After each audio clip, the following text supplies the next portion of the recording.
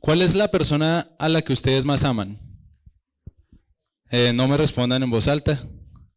Quizá ustedes ya iban a decir inmediatamente mis hijos. Los padres generalmente responden eso. Mis hijos. Alguno quizás dirá mi cónyuge. Mis padres, hermanos, tíos, primos, abuelos, nietos. ¿Cierto? Generalmente la mayoría de personas contestaríamos algo así. Y creo que es una respuesta correcta. Pero puede haber una respuesta aún más acertada. ¿A quién ama usted realmente más que todas las personas? Hay una cita atribuida a C.S. Lewis que es muy impactante. Él dijo lo siguiente: hay alguien a quien amo aun cuando no apruebo lo que hace. Hay alguien a quien acepto aunque algunos de sus pensamientos y acciones me disgustan.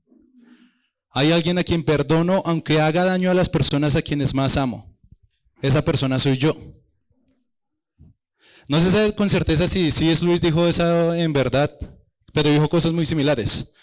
El punto es claro, el Señor sabía de esta realidad y de hecho, desde el Antiguo Testamento y también en el Nuevo Testamento, el gran mandamiento de todos, ¿cuál es? Amarás al Señor tu Dios con todo tu corazón, alma, mente y fuerzas, y a tu prójimo ¿cómo? Como a ti mismo. La realidad es que al convertirnos en creyentes, esto se empieza a convertir en una realidad en nuestras vidas. Una realidad que es progresiva, que va creciendo. Empezamos a amar a Dios, empezamos a amar a otros como nos amamos a nosotros mismos. Pero esto es una realidad que puede crecer y puede aumentar. Y la carta a los Colosenses en su última parte nos recuerda esta verdad. Aquí lo que tenemos es una despedida, pero es más que una despedida, es una despedida llena de amor. Amor por Cristo, amor por su reino, amor por su gloria y amor por otras personas, amor por la iglesia, amor por los hermanos, por la familia de Dios. Así que voy a leer de la Nueva Biblia de las Américas, Colosenses 4, 7 hasta el final. Dice, en cuanto a todos mis asuntos, les informará Tíquico, nuestro amado hermano, fiel ministro y consiervo en el Señor. Porque precisamente para esto lo he enviado a ustedes, para que sepan de nuestras circunstancias y que conforte sus corazones. Y con él a Onésimo, fiel y amado hermano que es uno de ustedes. Ellos les informarán acerca de todo lo que pasa aquí. Aristarco, mi compañero de prisión, les envía saludos. También Marcos, el primo de Bernabé, acerca del cual ustedes recibieron instrucciones. Si va a verlos, recíbanlo bien. También Jesús, llamado Justo. Estos son los únicos colaboradores conmigo en el reino de Dios que son de la circuncisión. Y ellos han resultado ser un estímulo para mí. Epafras, que es uno de ustedes, siervo de Jesucristo, les envía saludos, siempre esforzándose intensamente a favor de ustedes en sus oraciones, para que estén firmes, perfectos y completamente seguros en toda la voluntad de Dios. Porque de Él soy testigo de que tiene profundo interés por ustedes y por los que están en la Odisea y en Hierápolis. Lucas, el médico amado, les envía saludos, y también Demas. Saluden a los hermanos que están en la Odisea, también a Ninfas y a la iglesia que está en su casa. Cuando esta carta se haya leído entre ustedes, háganla leer también en la iglesia de los laodicenses. Ustedes por su parte lean la carta que viene de la Odisea. Díganle a Arquipo, cuida el ministerio que has recibido del Señor para que lo cumplas. Yo, Pablo, escribo este saludo con mi propia mano. Acuérdense de mis cadenas, la gracia sea con ustedes. Esa es la palabra de Dios. Les invito a que me acompañen en oración por un momento. Padre nuestro, gracias por permitirme culminar esta serie de predicaciones, Señor. Te pedimos que tu palabra obre profundamente en nuestros corazones, Señor.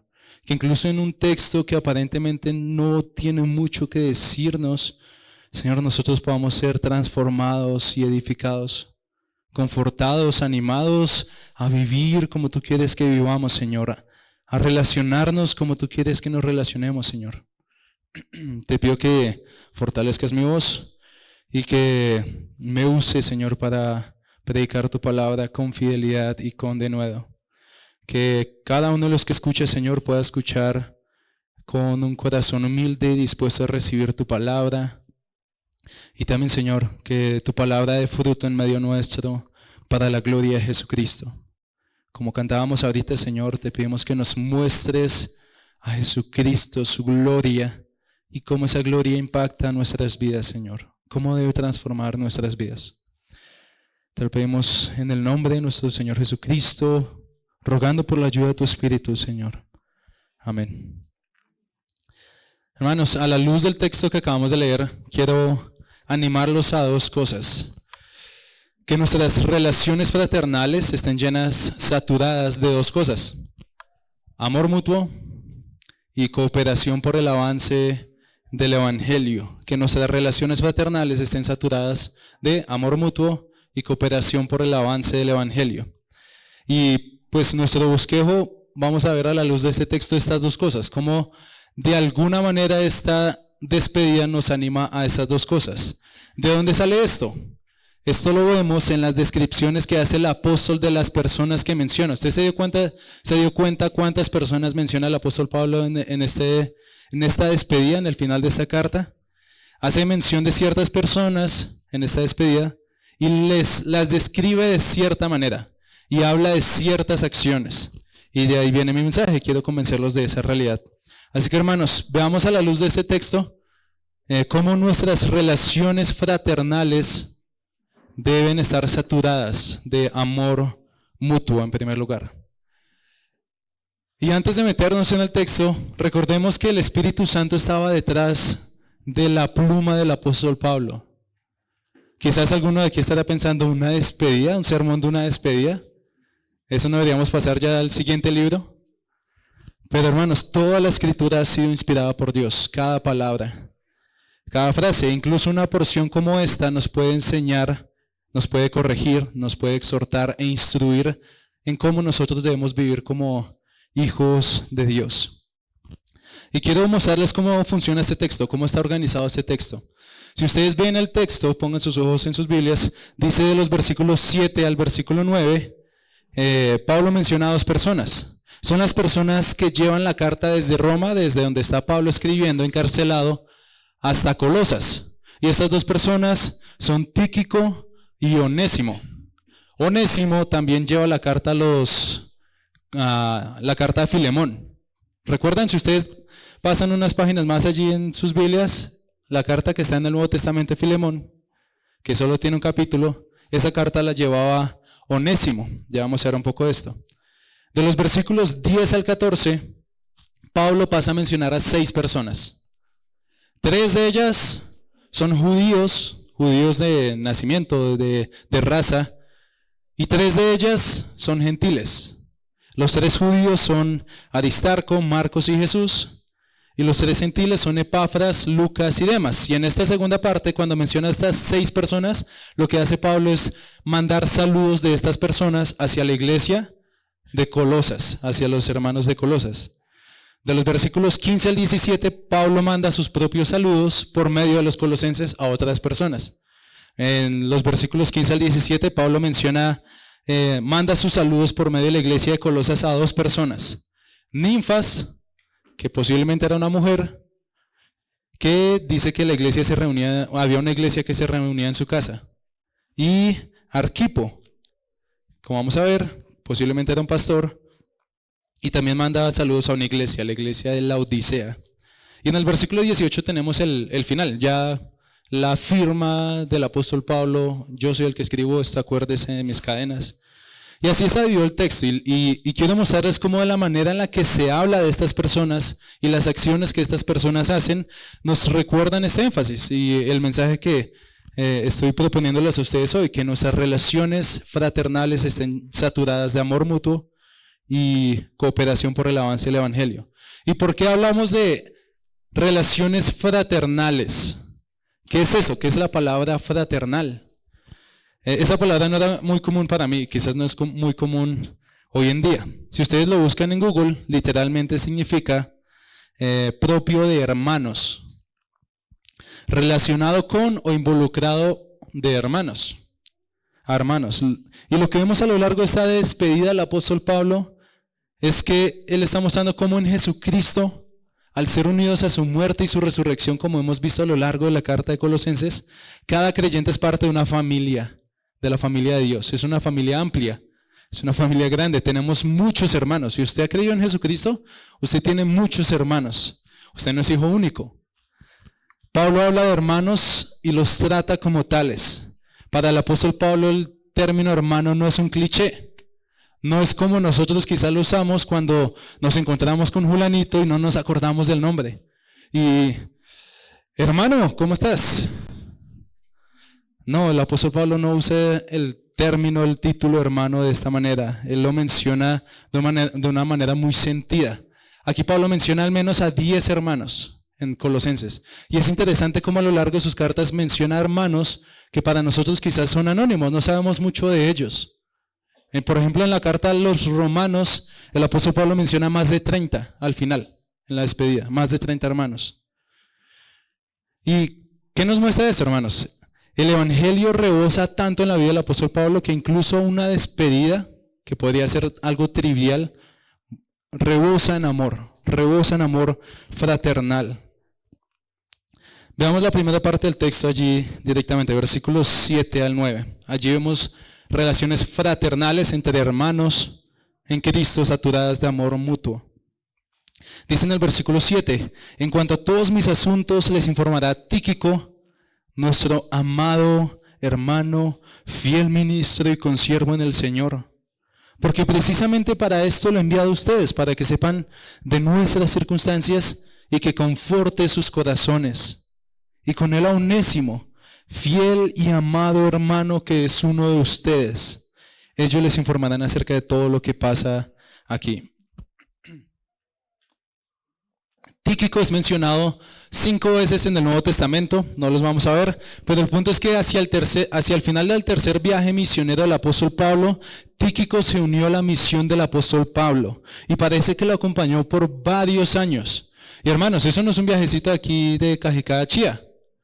Eran viajes de meses, de años. De hecho, al final del tercer viaje misionero del apóstol Pablo, no estaba todavía en Roma. Terminó encarcelado en Jerusalén, fue enviado a Roma y a través de todo este proceso parece que Tíquico estuvo allí acompañándolo. Tíquico es mencionado en la carta a Tito, en la segunda carta de Timoteo, y hacia el final de la vida del apóstol Pablo aún Tíquico estaba allí acompañando a Pablo. No sabemos mucho de él, pero realmente es descrito como un hermano amado. Y Pablo lo enviaba a los colosenses desde Roma hasta Colosas. Eso era un viaje tremendo, hermanos. Era de varias semanas, incluso un par de meses. Tenían que caminar mucho, tenían que navegar mucho. Y lo envía para que también Tíquico mostrara su amor por los colosenses. Dice que lo enviaba para que Tíquico los actualizara, les adelantara el cuaderno a los colosenses con respecto a Pablo.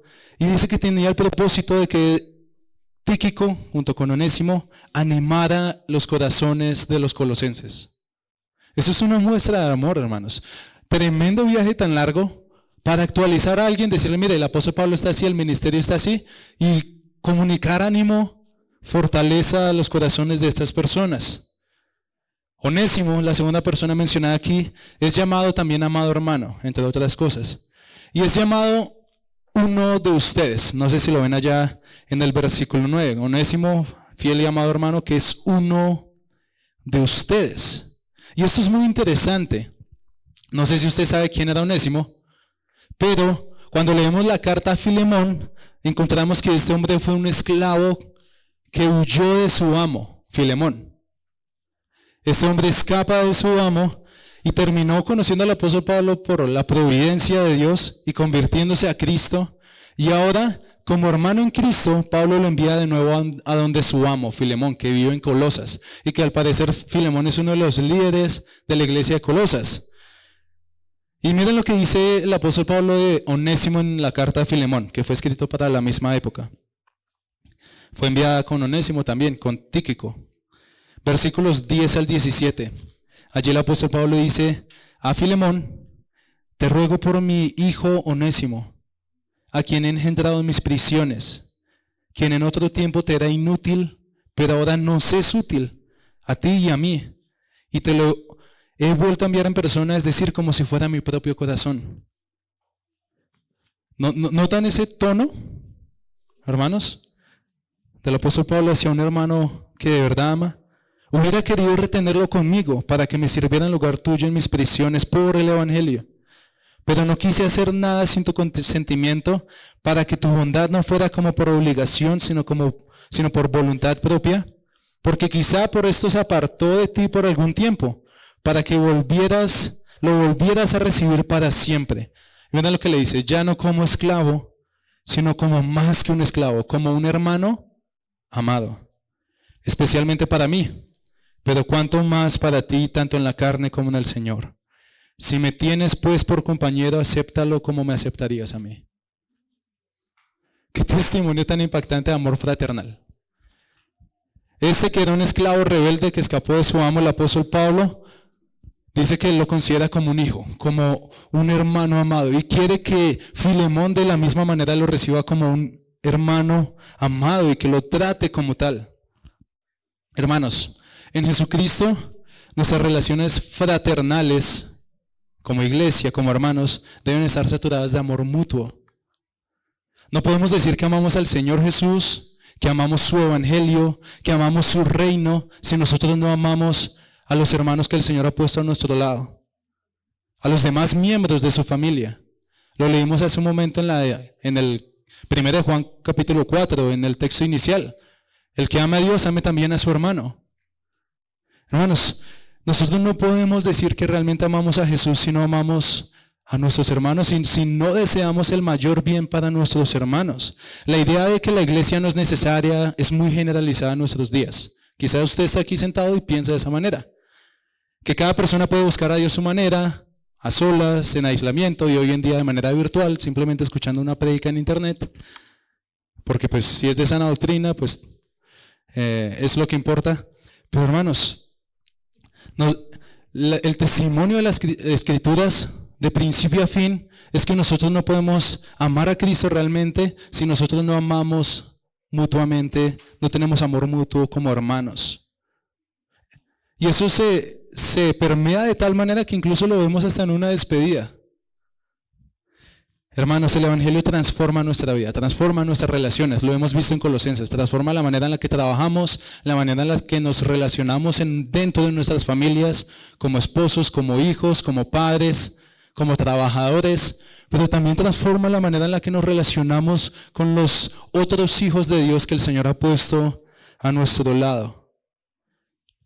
El Señor Jesús habló de esto de manera muy clara. Juan capítulo 13, versículos 34 y 35, dice de la siguiente manera: un mandamiento nuevo les doy, que se amen los unos a los otros, que como yo los he amado, así también se amen los unos a los otros. En esto conocerán todos que son mis discípulos, si tienen amor los unos a los otros.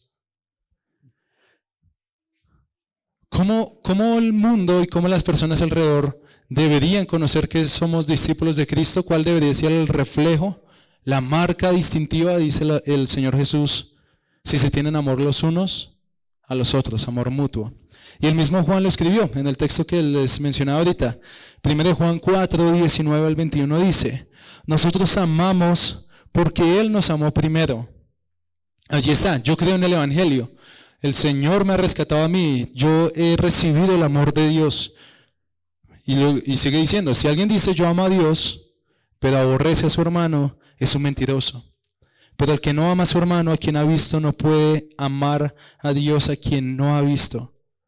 Y este mandamiento tenemos de Él: el que ama a Dios, ame también a su hermano. El amor fraternal, el amor mutuo entre hermanos, es la manera en la que se refleja que somos discípulos. Y Pablo aquí en la despedida está rebosando de tal manera, está tan saturado del evangelio, del amor hacia el Señor, que se desborda hacia el amor hacia los hermanos y lo refleja en una aparentemente una simple despedida. Y no solamente Pablo, sino los otros hermanos, Tíquico, Onésimo, también estaban saturados del evangelio y de amor mutuo. Los versículos 10 en adelante seguimos leyendo y leemos que Aristarco, Marcos, y otro hermano que también era un judío llamado Jesús, el justo. Lo llamaban así justo, no porque fuera justo, sino porque era como un apodo de la época. Era un estímulo para Pablo, o como lo traduce la Reina Valera, ellos eran un consuelo para Pablo. Las relaciones de estas personas que estaban allí con Pablo en la cárcel tenían tal distintivo que Pablo dice, estos son un consuelo para mí. ¿De quién usted podría pensar de esa manera? No, es que esta persona, mi relación con esta persona, el amor que tengo por esta persona y esta persona hacia mí, es un estímulo, es un consuelo para mí. ¿Podría decir eso de un hermano en Cristo que quizás esté aquí? Hermano, si no, precisamente ese es el llamado de nuestro texto, que estemos saturados de amor mutuo. Llama la atención que Marcos, el autor del Evangelio de Marcos, en el primer viaje misionero de Pablo se disgustó a Pablo. Años atrás, antes de que se escribiera esta carta, a más o menos 10 años, un poco más de 10 años antes de que se escribiera esta carta, el apóstol Pablo estaba en su primer viaje misionero con Bernabé y estaban viajando con Marcos por diferentes ciudades. Y al parecer Marcos le dio miedo a algo, o no sé, no sabemos qué le dio, pero dijo como que yo ya no sigo aquí. Y eso parece que disgustó al apóstol Pablo, le pareció un acto de no sé qué, porque no sabemos la mente del apóstol Pablo. El punto es que el apóstol Pablo decidió no seguir en su viaje misionero llevando a Marcos. Y Bernabé, que estaba con Pablo, dijo, bueno, pues separémonos aquí. Eso está en Hechos. Y parece que ya sabemos por qué, porque Bernabé y Marcos eran familia. Eran primos, o era el sobrino, quizás, no sabemos exactamente. Pero lo que quiero resaltar, hermanos, es que años después, Marcos está allí con el apóstol Pablo de nuevo. Y está en una relación que el apóstol Pablo lo recomienda ante los colosenses, recíbanlo bien. El apóstol Pablo parece que no determinó su relación con Marcos por lo que sucedió años atrás, sino por su unión con el Evangelio, que ya lo vamos a ver ahorita, en el segundo punto. En los versículos 12 al 14 menciona 3 gentiles que mandan saludos a los colosenses. En el versículo 14 leemos de nuevo, dice Lucas, el autor del Evangelio de Lucas, lo llama el médico amado. Les envía saludos y también Demas.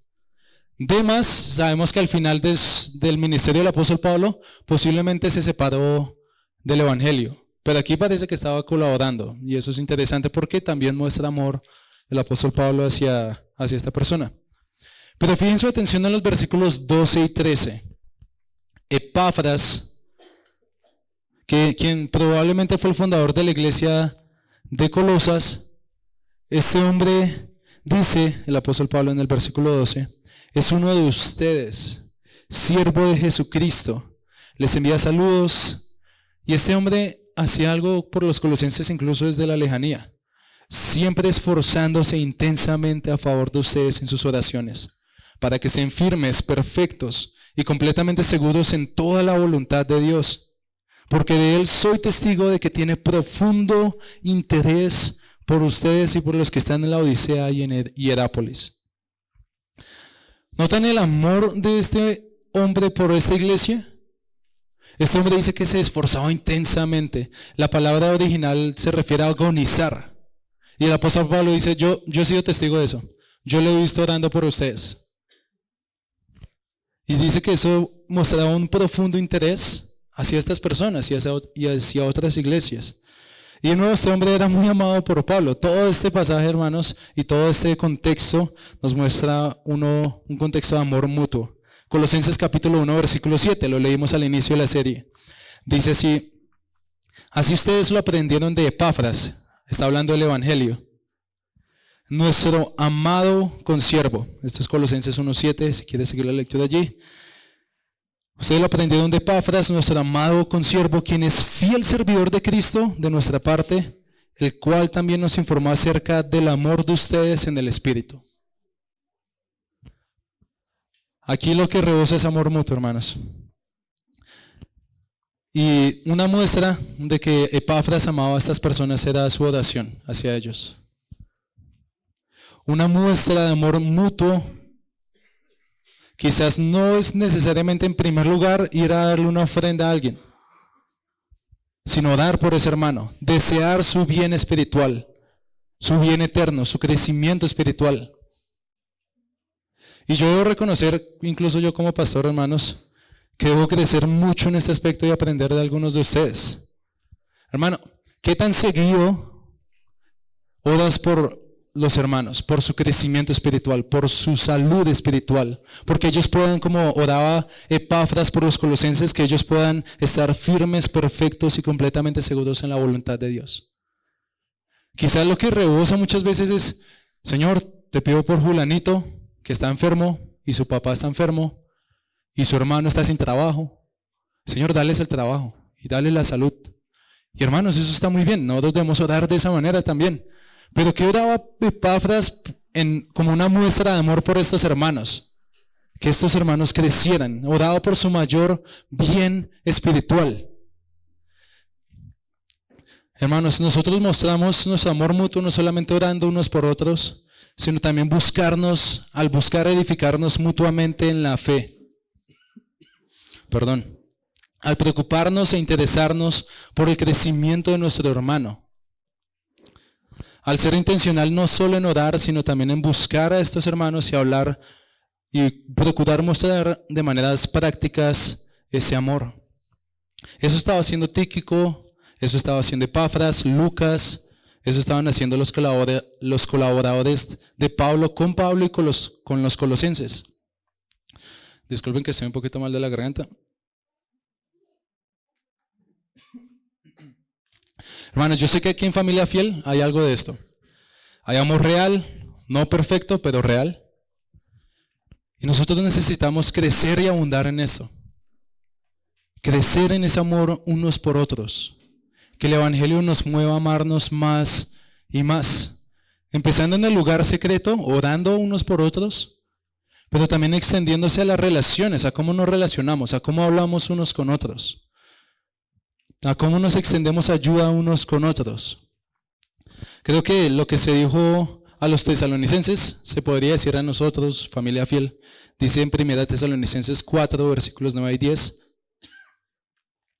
Pero en cuanto al amor fraternal, de nuevo el mismo concepto, no tienen necesidad de que nadie les escriba, porque ustedes mismos han sido enseñados por Dios a amarse unos a otros.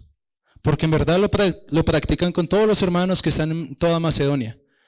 Y el apóstol Pablo dice: pero les instamos, hermanos, a que abunden en ello más y más. Hermanos, nunca es suficiente. Nunca es suficiente el amor que nosotros podemos mostrarnos unos a otros. Y por eso te invito, te animo, te exhorto, hermano, a que ores, que puedas ver a los hermanos que tienes a tu alrededor como aquellos por los que Cristo murió, aquellos a quienes Cristo ama. Si ustedes miran alrededor a sus hermanos en Cristo, ven a personas por las cuales Cristo murió, por las cuales Cristo se dio a sí mismo y compró.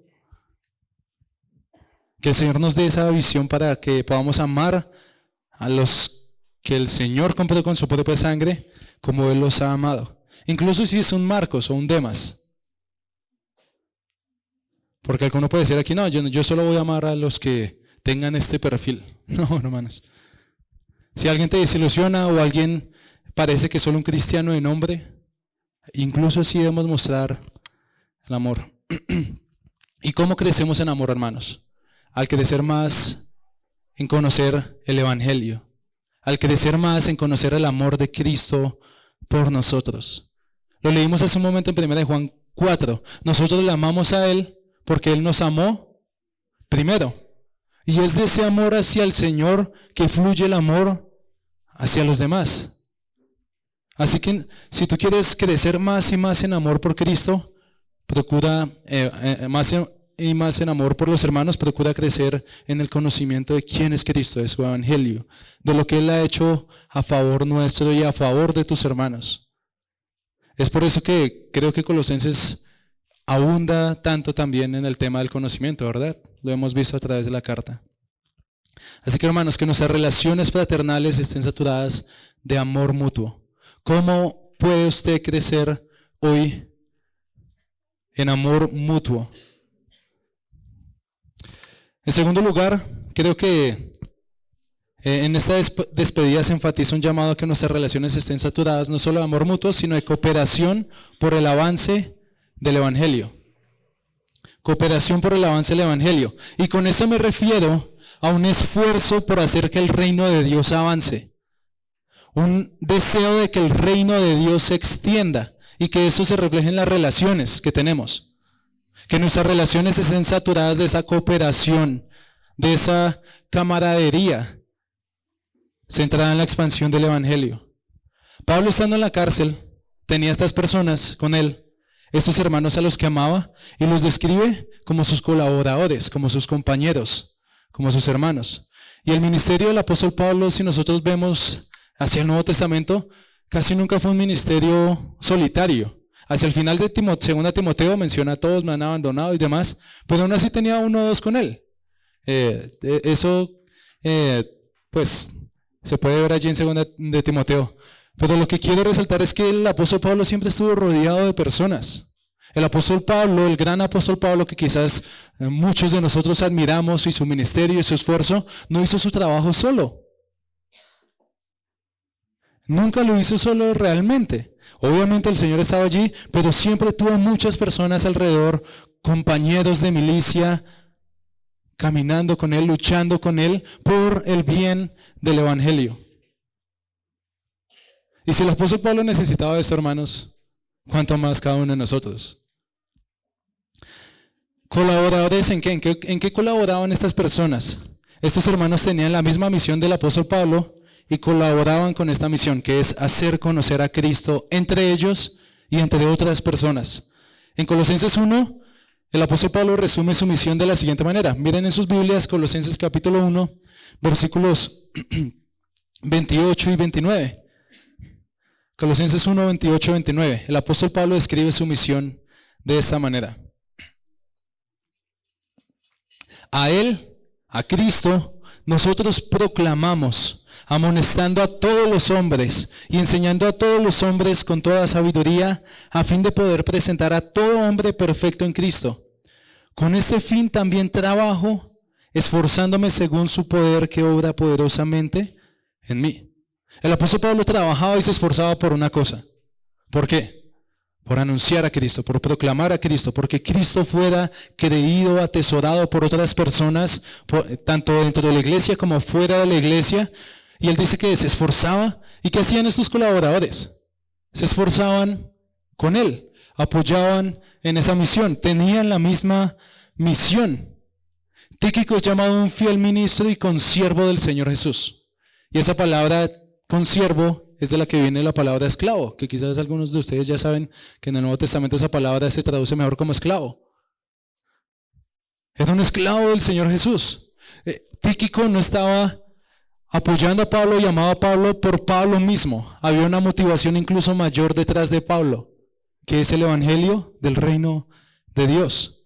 Lo mismo Onésimo, era un fiel hermano. Aristarco, Marcos y Jesús se les describe como colaboradores que procuraban el avance del reino de Dios. Epafras y Lucas hacían lo mismo. Demas hasta el momento hacía lo mismo. A todos los unía el Evangelio, los motivaba el Evangelio y deseaban el avance del reino de Dios, la extensión del Evangelio, y sus relaciones giraban en torno a eso.